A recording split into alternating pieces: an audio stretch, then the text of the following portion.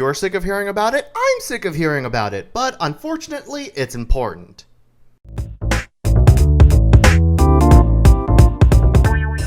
Alright, before we talk about the movie, we need to talk about the release. Ever since COVID-19 came about, animated movies were going to struggle, because people wouldn't be able to go to movie theaters.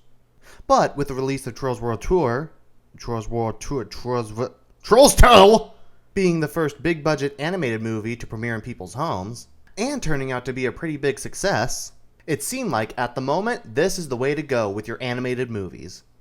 Alright, now let's talk about the actual movie. Well, from what I heard from Scoob 94, this movie was supposed to be the start of a Barbera Cinematic Universe? Oh, jeez.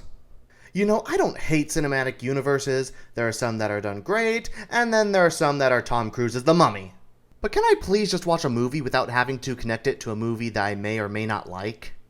Look at that title, Scooby. Oh wait, no, I mean Scoob! Yeah, apparently the letter Y was cramping this title's style. If I heard there was a movie named Scoob, I would have assumed it's about scuba divers. But actually, with that said, this is still a pretty good movie. Especially after hearing about all this stupid Hollywood woke bullcrap. Hey, did you hear? This movie's gonna have more representation of this group and that group and... That's not what's important here, people! So, at least to me personally, this movie was a breath of fresh air. So, not only was this movie really, really funny, but I'll admit, it did get me kind of excited for Hanna-Barbera Cinematic Universe. I will say that it is kind of fun seeing all these Hanna-Barbera characters I've never heard of. Like, who the heck is Captain Caveman? And why would Hanna-Barbera make that when they have the Flintstones? At first you might think, can't they use a better Hanna-Barbera character?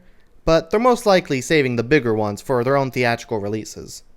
You know, I really thought the dated humor in this movie would keep me from liking it, but then I heard the other Scooby-Doo incarnations did dated stuff at the time they came out too. So, I guess it kind of works here. And yes, I have heard that people are upset that the original voice actors didn't reprise their roles, except for Scooby-Doo, Frank Welker. But come on, they don't do a bad job, give them a break. By the way, this movie deserves the PG rating, just so you know.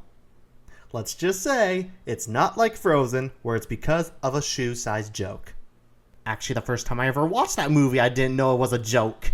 Now, okay, I know I said that this movie felt like a nice break from woke Hollywood, but there is this one scene I would like to bring up real quick. See, near the beginning of the movie, there are these two girls wearing matching shirts.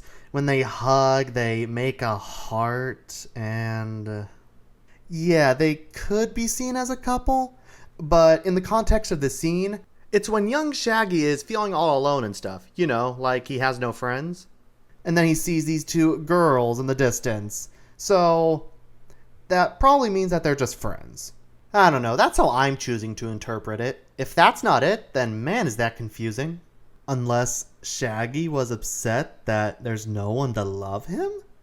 But this is about him and Scooby, so... No! No! No! Let's stop thinking! I'm going to stop thinking right now!